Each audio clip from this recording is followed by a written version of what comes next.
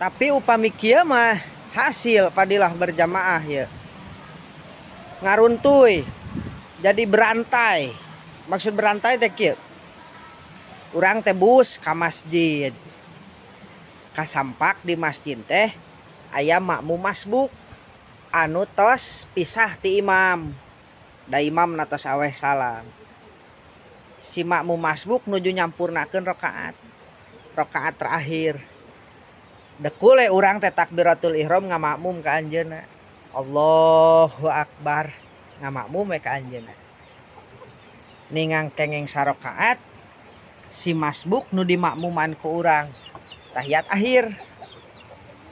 Begitu aweh salam, urang mah namihan rakaat, 3 rakaat deui. Ari pek teh jol aya makmum anyar ngamakmum ka urang. Nah, itu mah teu nanaon. Jadi ningang urang engke aweh salam nu ngamakmum ka urang namihan deui sarakaat.